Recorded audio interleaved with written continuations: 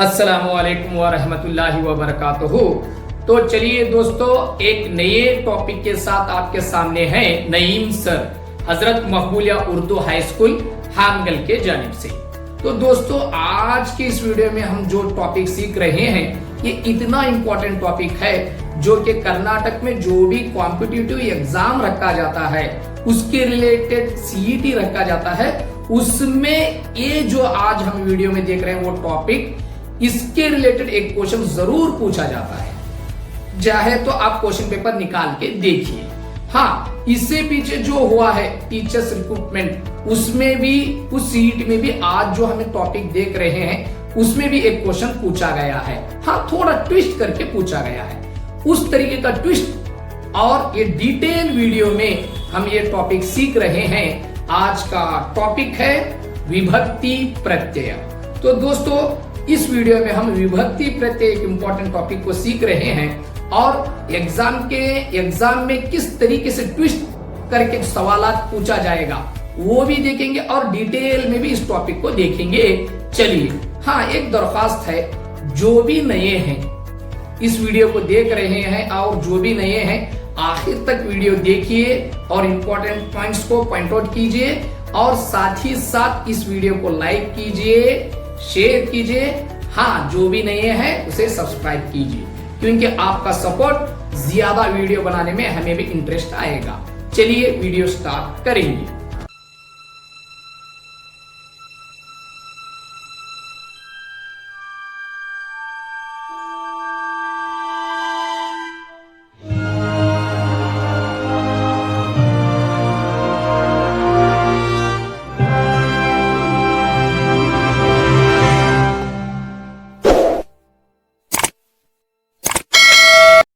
तो चलिए दोस्तों, आप डिटेल में विभक्ति प्रत्यय टॉपिक सीखेंगे। तो विभक्ति प्रत्यय ये टॉपिक हमें सीखने के लिए फर्स्ट इसमें 8 किस्म जो है वो आप इसे याद करना है। कौन से और उसे किस तरीके से याद करना, ये याद करने के बाद आगे का टॉपिक तुम्हें इजी होगा। फर्स्ट आपका काम है ये 8 को भी याद करना है। वो कौन कौन से देखिए। अब प्रथम उ, द्वितीय अन्नु, तृतीय इंद, चतुर्थी गे, पंचमी दशेंद, षष्ठी अ, सप्तमी अल्ली, संबोधना ए ईरा। प्रथम उ, द्वितीय अन्नो, तृतीय इंद, चतुर्थी गे, पंचमी दशेंद, षष्ठी अ, सप्तमी अल्ली, संबोधने ए ईरा। इन 8 विभक्ति प्रत्यय में 8 किस्म है। ये 8 किस्म को भी तुम्हें याद करना है। वो याद करने के बाद इसमें आगे आपको किस तरीके के सवाल पूछा जाता और डीप होके और ट्विस्ट होके किस तरीके से पूछा जाता वो भी डिटेल में देखेंगे। चलिए, इसे 8 को भी तुम्हें याद करना है। याद कर लीजिए और आगे एक एक करके डिटेल में देखेंगे। चलिए, तो दोस्तों, अब जो फर्स्ट है प्रथम विभक्ति। प्रथम विभक्ति इसकी पहचान है उ। प्रथम विभक्ति की पहचान है उ। तो इसे कारकಗಳು, इसमें प्रथम विभक्ति का कौन सा कारक कर पूछते हैं, कर्तृ भी पूछते हैं। ऐसा डीप होके क्या भी सवाल पूछे तो ऐसा पूछते हैं कर्तृ इदु याव विभक्तिय कारक बोल के डिटेल में पूछे तो तुम्हें प्रथम विभक्ति। प्रथम विभक्ति को तुम्हें क्या याद रखना, प्रथम विभक्ति प्रत्यय इसका कौन सा उ और कारक कौन सा बोले तो कर्तृ। कर्तृ बोले तो पर्सन, यानी जो काम करने वाले को जो पर्सन रहता उससे क्या है बोले तो प्रथम विभक्ति उ लगाते हैं। यानी कहीं में भी उ की यानी पेश की आवाज आई तो समझना ये कई के लिए मिसाल, प्रथम विभक्ति के लिए मिसाल। मिसाल के तौर पर देखिए, सलमान ये नाम है, ये पर्सन, तो इसके आगे नू बोल के लगे तो कई के लिए मिसाल होता है प्रथम विभक्ति। तो कैसा होता हो, सलमाननु, सलमाननु इदु याव विभक्ति करके ऐसा पूछे तो ಪ್ರಥಮ ವಿಭಕ್ತಿ. ಕರ್ತೃ ಇದು ಯಾವ ವಿಭಕ್ತಿಯ कारक. कारक किसका कारक वो बोले तो प्रथम विभक्ति का कारक. तो फर्स्ट पॉइंट प्रथम विभक्ति, इसका प्रत्यय उ और किसका इसका कारक कौन सा कर्तृ. कर्तृ कारक यत्ता याद रख लो. और जो भी तुम वीडियो देख रहे हैं तुम्हारे नाम के अगर लड़का है तो तुम नू लगा ले तो कई के लिए मिसाल, प्रथम विभक्ति के लिए मिसाल.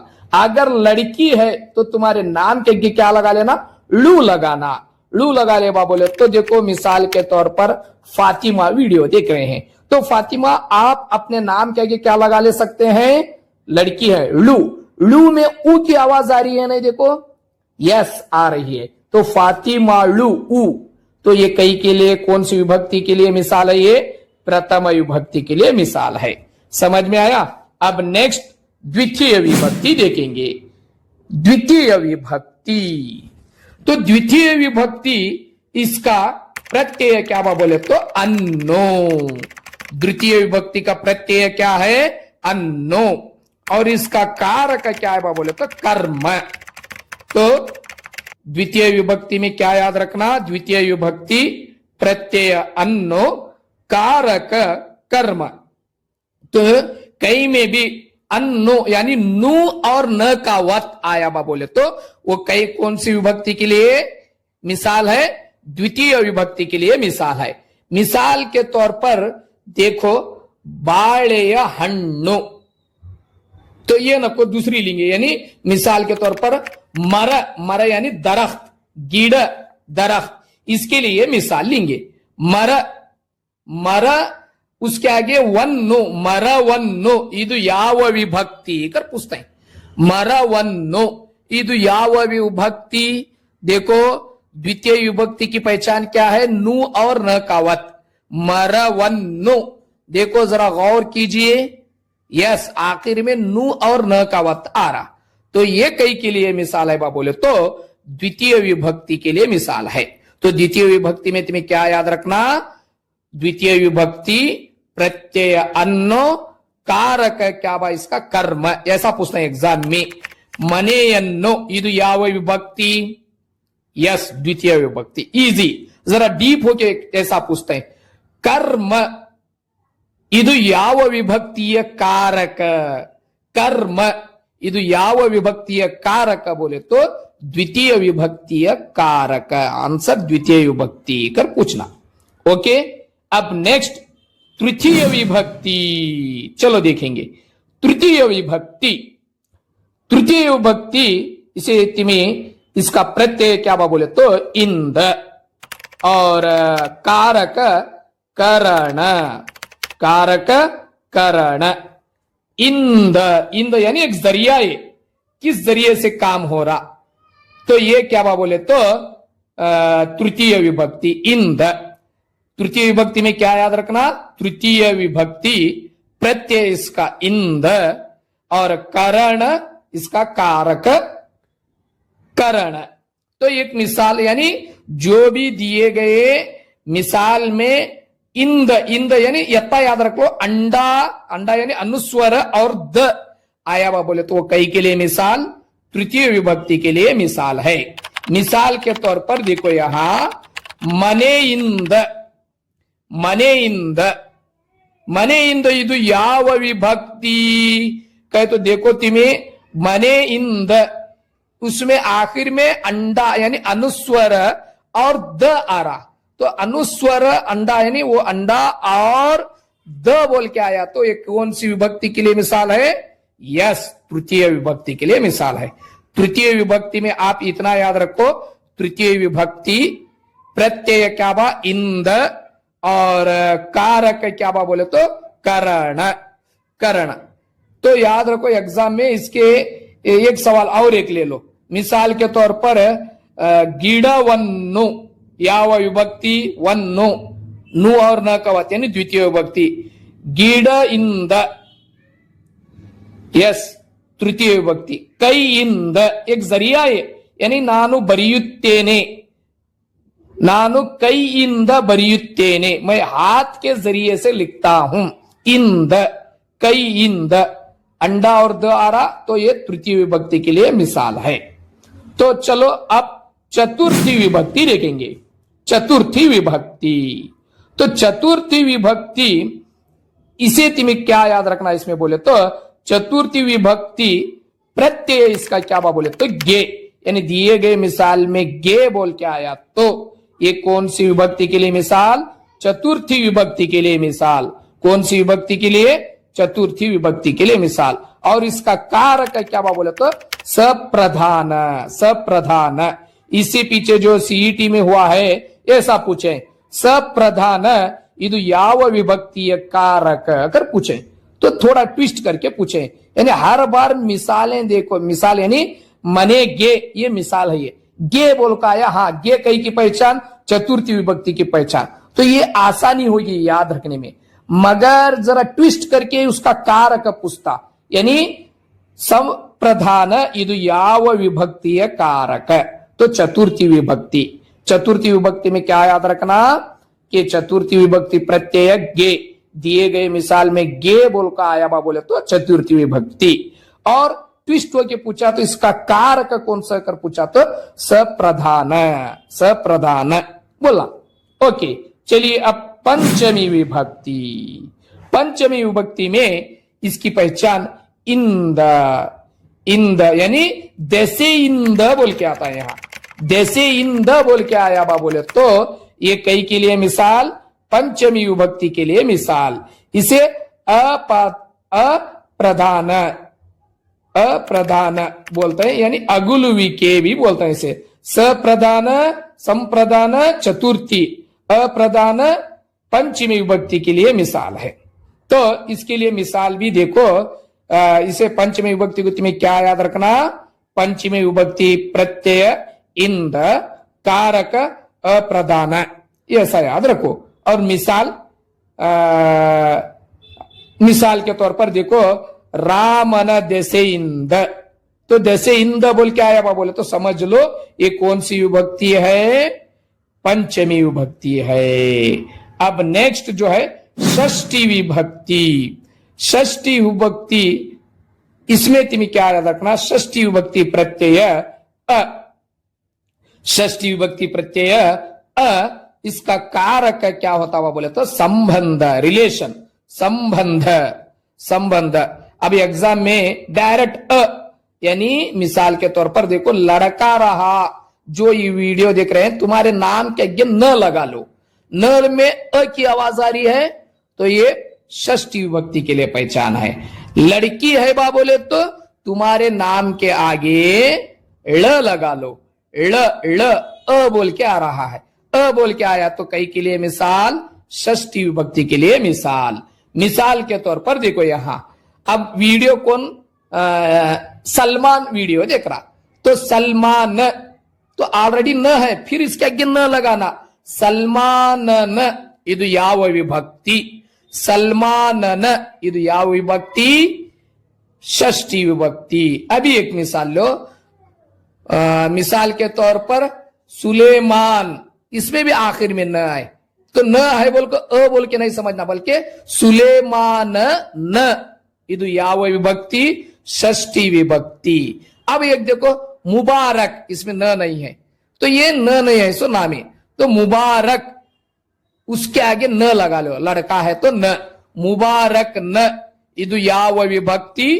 मुबारक न, न न अ की आवाज आ रही है तो ಯಾವ विभक्ति? षष्ठी विभक्ति। इसका कारक कौन सा हुआ बोले तो संबंध। देखो ऐसा पूछ सकते हैं क्या?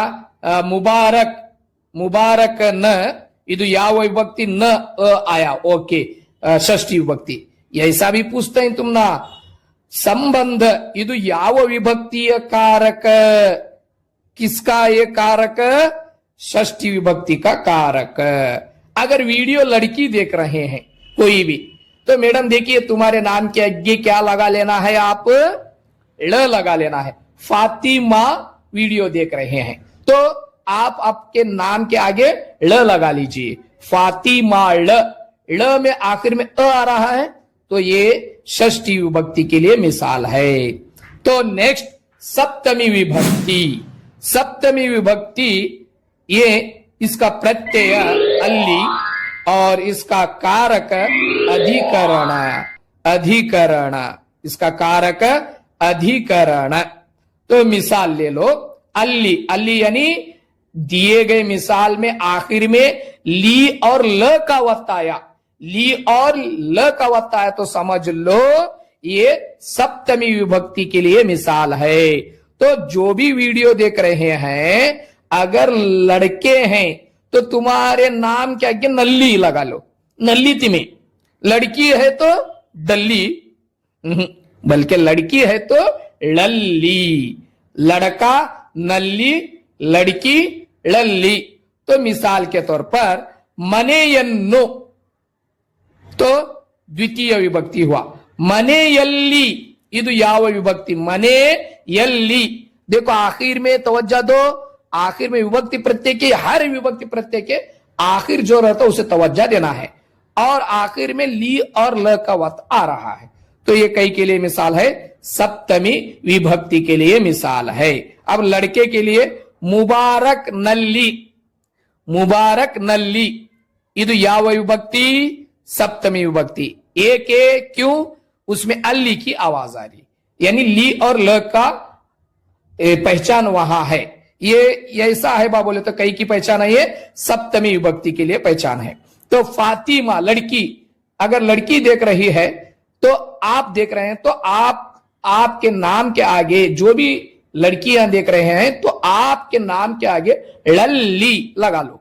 तो मिसाल के तौर पर फातिमा लल्ली, इसमें ली और ल का वत्ता यानी अल्ली की आवाज आ रही है, आवाज को पॉइंट आउट करना है, अल्ली की आवाज आई तो ये सप्तमी विभक्ति।